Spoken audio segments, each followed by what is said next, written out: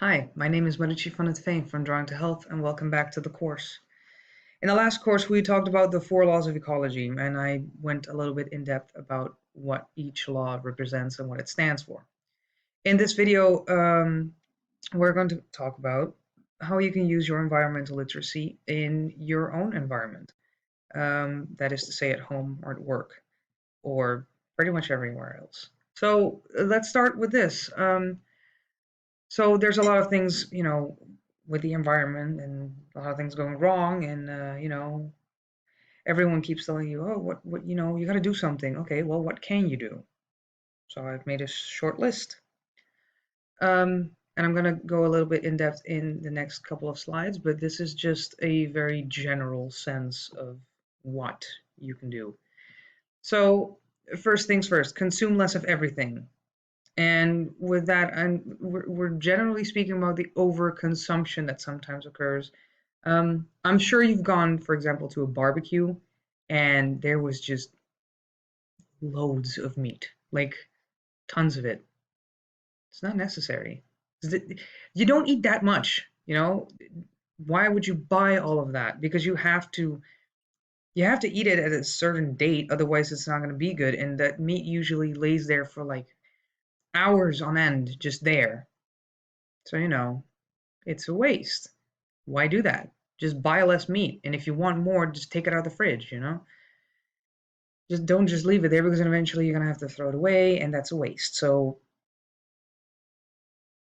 and also just don't overeat or don't consume as much as, I mean, we don't even need to eat meat all the time, for example. This is just an example, the meat thing. I mean, you can say this about using water or something else, but I'm talking about meat because that's the first thing I came up with. Um, but for example, you can try and eat less meat. Try. I'm not talking about being a vegetarian all of a sudden, but you can start off with a day less meat or making your portion of meat a little bit smaller if you're someone who just really, really likes to eat it. Try and do that and see how well that goes. Just consume less of what you usually do, because we don't need that much. We as human people, as humanity, don't need as much as that we're producing. A second thing that you can do is reduce your footprint, and that without we're talking about carbon emissions mostly. Um, so if you're gonna go, for example, if you're gonna go to the grocery store, do you have to do it with the car, or could you do it on the bicycle? Do you have to have the heating on 20 degrees, or could you put it at 18? Might not seem that much of a difference, but if you do that every day, that's a lot. And by doing those things little by little, you could reduce your footprint. So that's another one. Speak for the trees. Well, that might seem a bit, tree hugger-ish, but the thing is that nature can't really speak for itself. I said speak for the trees because, that's the first thing that comes to mind, but um, a tree is there to just be. It exists, it grows, it's fine there. Um, and a lot of times we cut trees down because it's convenient, but we don't think about the fact that that tree is a living organism which supports other living organisms. As stated in the first law of ecology, everything's connected, right? So that tree is not just the tree. That tree is also the birds that nest in it. The tree is also the bugs and worms that live underneath the trunk of the tree. It's it's a lot. And also the tree gives us oxygen. So why would you cut it down? Just for convenience sake? That's basically what I'm talking about. It's speak for the trees is more like um, be mindful of why you would remove vegetation at all. Green is good for us. Not just does it give us oxygen, but it helps us. It gets us into a bigger mood. I also in my house have a lot of plants, um, because not only is it nice to look at, but it's good for you. It recycles oh, well, not recycles, but it gives you fresh oxygen and removes toxins from the air. And, you know, why would you remove that? Don't. As much as possible, don't. I mean, if you're really allergic to something, then I could understand you taking it away, but instead of just taking it away, how about you plant something else in return? Something that you can handle. Think about that. Another one is learn and care about the earth. It's basically the same as the first, but this applies to just the earth in general, not about just about the plants. This is like, don't just dump your chemical stuff on the ground, on the tiles, because, oh, it's just tiles. Yeah, it is just tiles, but those tiles filter down to the ground, and then the ground gets polluted. It's um, again, everything is connected. That's going to come back quite a lot. Everything's connected, so it's not just the trees. It's not just um, the animals. The water, for example, is very important. We all need water to live, right? We poison the water, we poison ourselves. So it's important to learn, especially learn a lot about how the earth works, because if you learn how it works, you usually tend to care a bit more about what you do with waste and how you nourish your environment. Make a difference. So make a difference is more so the fact that sure, we all talk about doing our best and whatever, but how much of a difference do we really make? um, for example, do you separate your trash? Do you clean around your neighborhood? Do you shower less, or less often, or for less time? You turn off the tap when you're brushing your teeth. All those little small actions add up to a lot, and that could help make a difference. You could also, start an initiative uh, with your neighborhood to clean up, for example. Um, do something about littering, um, plowing the earth in some forgotten grass field just so it, flourishes again. Make a difference, basically. Just, try and do something. You're not obligated, but it is a good thing to do so. The last one is don't waste what you were given. And this is something that I personally am a very big fan of. I tend to reuse things a lot. Even like if I have a t-shirt that has a rip in it, I'll use it as rags. I'll make a new, no new set of clothing out of it, because why would I waste it when it's still perfectly usable, just not in the original intended purpose? Um, what's a good thing? Oh, for example, how about this? You might have seen this trick, right? You get a Pringles can, right? And it's empty. You could throw this away. You could. Or you could make a nice little speaker set out of it. You cut a hole right in here, put your phone in it, and then the sound's amplified through both ends if you cut this open. And then you have yourself a speaker set. Why throw this away? You can still use it, or you could use this to make something. I don't know. Can't really think of something, but it's strong stuff. You don't need to throw it away. Of course, I'm not expecting you to do this with every single bit of uh, waste that you might have in your home, but like broken glass, you can't really do much, for example, with. It's You could try. I mean, if you have like a specialized heat oven with for like clay, you could perhaps do something with the glass, but I don't recommend that, and that's very specialist equipment. I'm talking about more like, don't throw stuff like this away. You could make a dog toy out of this because it's cardboard. This is not bad for them or something. Just try and think of more ways to work with what you're given, right? Instead of just throwing it away and not thinking about it at all. So that's, well, it was a short list. I made it a bit longer than it should be. I'm sorry. I'm passionate about this. Anyways, so where's my mouse? There it is. Let's talk about what you can do at home. Home and work, they're gonna be very similar. Again, you can pause this and write it wherever you want on your own personal notebook, whatever. But I'm just gonna leave it here, and I'm just gonna talk. Okay, so um, point one: drive less, drive smart to get better mileage. Um, so for example, if you're gonna go do groceries, why not do groceries and go to the library, or do groceries and go visit a friend, or the other way around perhaps is a bit easier. But you know,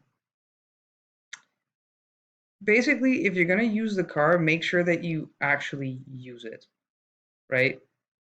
Like it's easy to just go for a quick ride, just up and down, but you could also just use the car to just do whatever you need to do with the car for one day and then leave the rest at home. Or no, that's and then just leave it at home and do the rest on the bicycle because you don't have to go far. That's what I mean. Like, think about how you're using your car or your motorcycle or scooter or whatever. You know, um, make full use of the time that you're going to drive, and then drive less the times that you're not using it. If you really, really need to do this one thing, this one small thing with the car, okay, sure, go ahead, but try not to. That'll help a lot because, it's better for the environment. That's basically it. Another tip is smart thermostats. I myself have a smart thermostat. It's incredibly easy. Um, you don't have to get one that's connected to like Google or something. It's basically one that you can program. I have one, for example, that is connected to my phone, and if I go outside of my home, outside of a certain like radius, it has a GPS connection with my phone. If my phone goes outside of a certain radius, it just immediately lowers the temperature and to something that it can, easily manage that's not hot. I think it goes like right now it goes to 14 or 13 or something. So it can warm up quickly, but it also doesn't use a lot of energy, actually nothing at all, because the outside temperature is about 12 to 13. So it doesn't get cold here, but it also doesn't heat up a place that doesn't need to be heated. It's so, so, so efficient. And I can actually notice this in my invoices for my energy. I just use way less than what I need or what they thought I needed because I have a, you know, like a, how do you say that? I pay one thing a month and that's it. And then they check how much I'm using. That's basically it. So I use less because of the smart thermostat. It's amazing. The same thing goes for the eco bulbs. I also have internet connected uh, lights. So again, I can just turn them off with my phone. I can tell, like, just click a button, they all turn off, and they're very energy efficient. However, you could also, you don't have to get smart bulbs like I do. You can also just use normal energy efficient bulbs like eco bulbs. They're also available. They just turn on with a switch. I just like smart bulbs because I'm a forgetful person. I just sometimes forget to turn off the lights, and with this, I can just check if the lights are on and turn them off anyway. That's for me handy. I mean, if you don't forget, then eco bulbs are just fine. They're also way cheaper. So that's another thing that you could do. Well, as said before, you could try and eat less meat because meat right now is putting a lot of strain on the ecosystem. We as human beings are eating so much meat that agriculture is starting to have problems keeping up with the demand. In order to help, you could try eating less meat. The same goes for fish, by the way. Fish is not exempt from this. Um, the salmon industry also is having a hard time. Tuna industry, exactly the same thing. Just try and eat less meat. There's a lot of things that you can make without meat. Have you ever tried a vegetarian lasagna? Trust me, that stuff is just as good as one with meat. It's really good. At least if you know how to cook well. You know how to cook well, it tastes amazing. And you won't really miss it. You won't really. If you just try and eat it less. And if you really, really can't do without, try having smaller portions of meat. You know, try just less meat overall. And this goes not just for dinner, but also for on your sandwich. So if you're someone who puts like a lot of like chicken breast on your sandwich, try using a little bit less, or try substituting it with some veggies, something else. Um, depending on your dietary needs, of course. If you need to eat a lot of meat for some reason, then hey, go ahead. I'm not a doctor, but if you can, please do so. So another thing, you could install a solar water heater or a solar panel that, the sun is free. That's one thing that's pretty much free. It rises, it sets, and it gives energy all the time. It just gives energy. So why not make use of that? Install some solar panels on your home.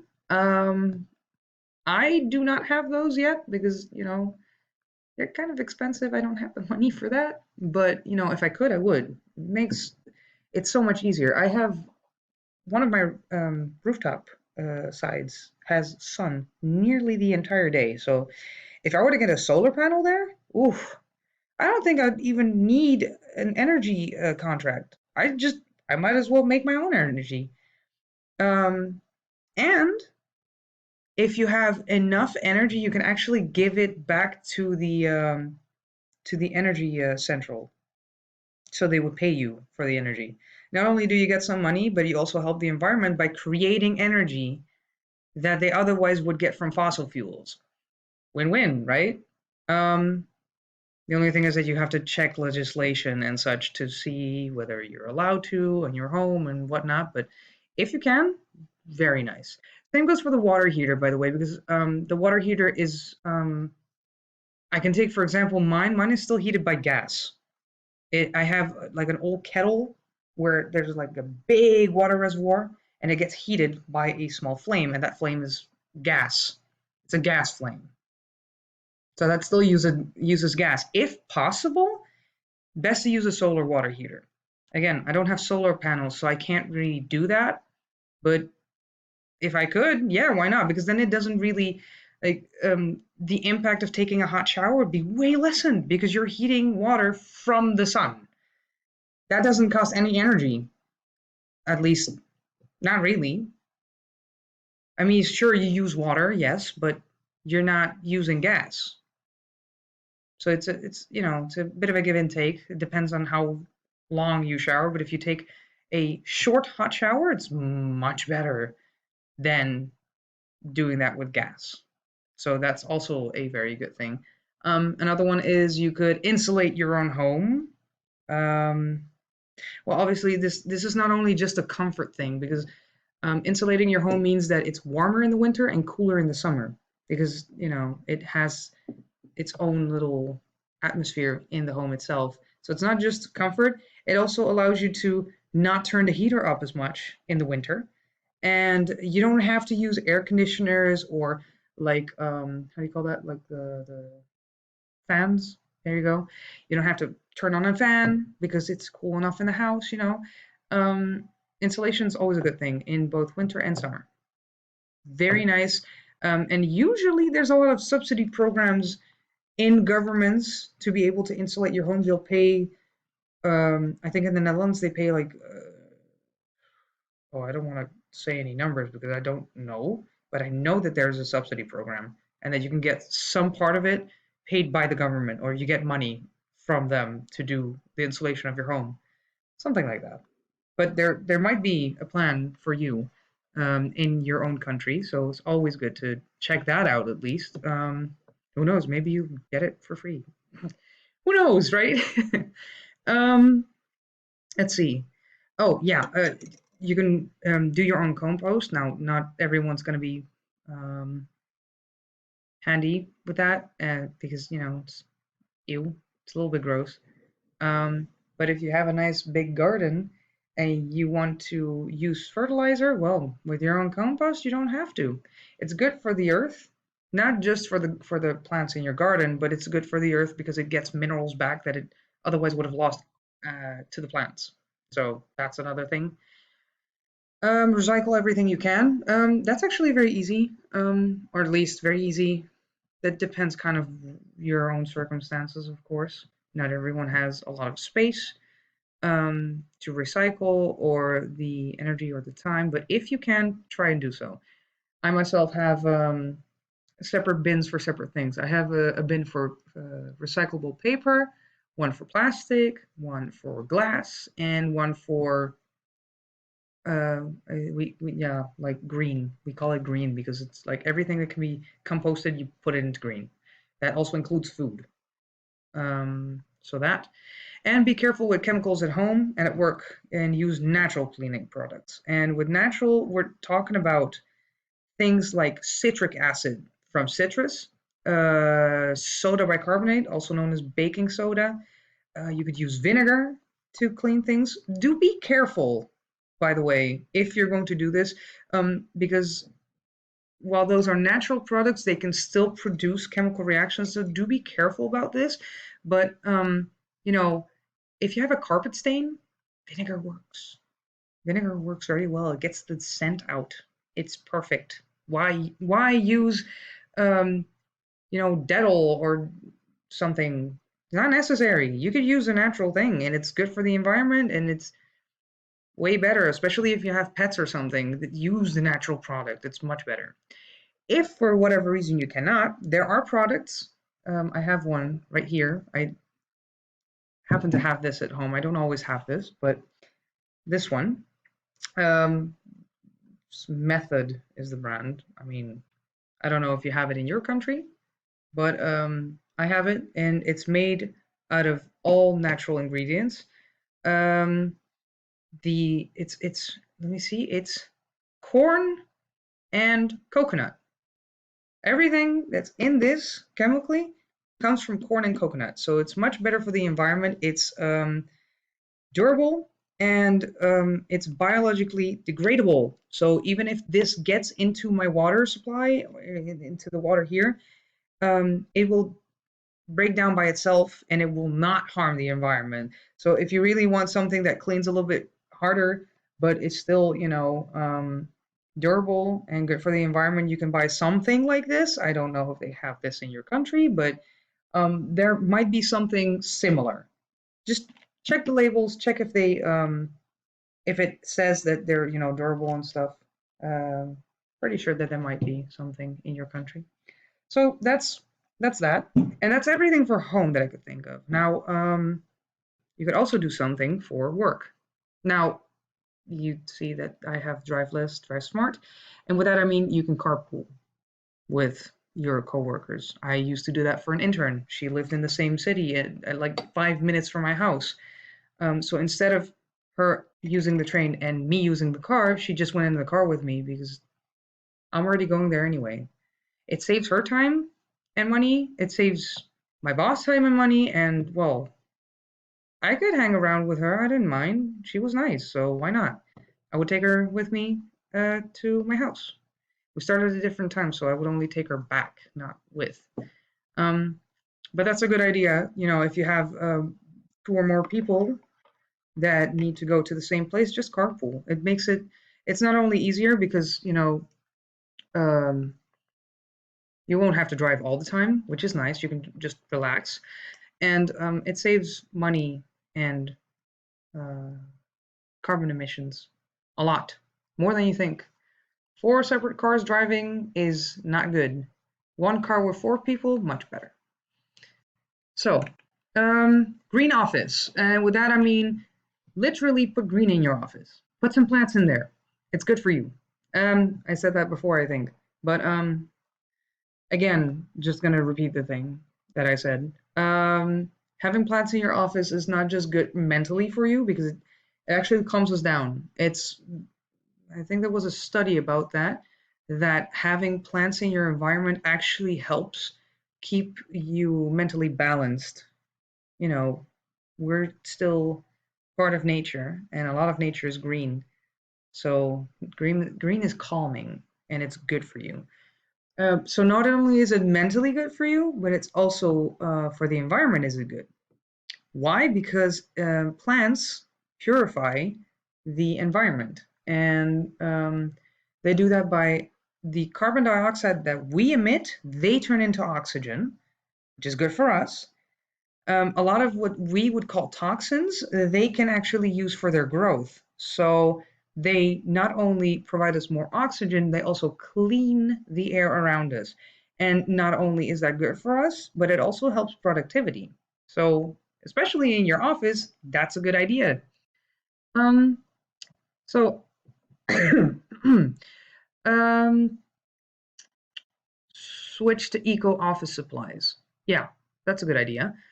For example, instead of having, the cheap paper, like the cheap printing paper, you could buy reused paper, like recycled printing paper, especially if you're just going to print out documents that are, just text. Why not do that on recycled paper? Now, if you have a job that requires you to print things, for example, a photographer, if you're gonna have a hard time finding stuff that's both ecologically responsible and also, meets your demands. I get that not everyone can do this, um, but you can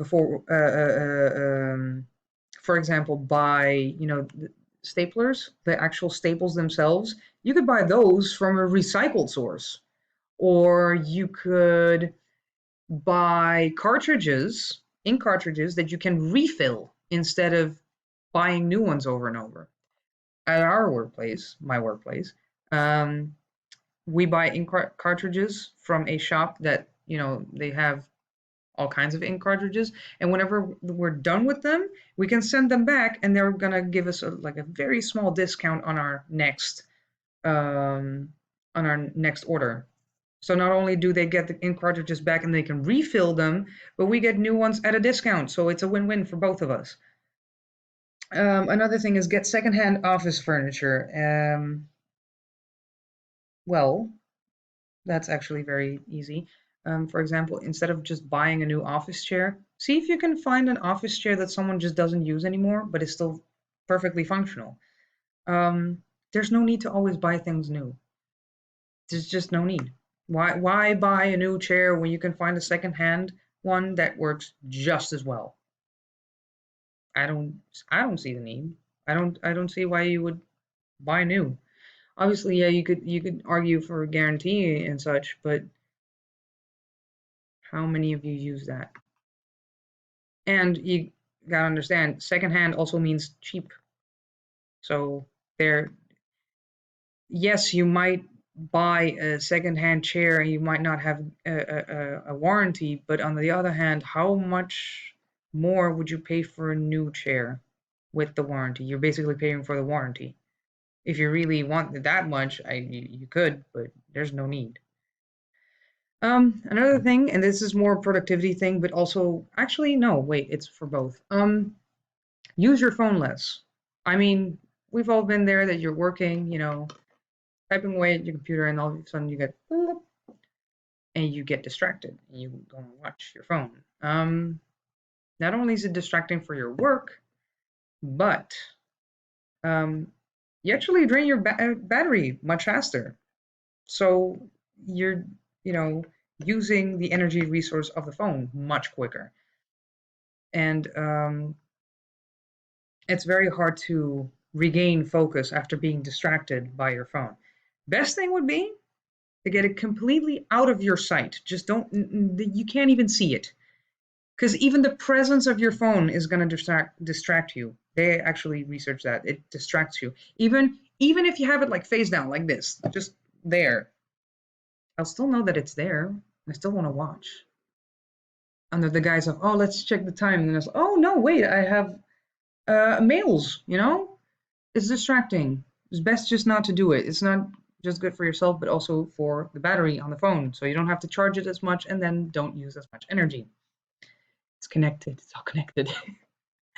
Um, right. Another thing is conserve energy by turning off appliances.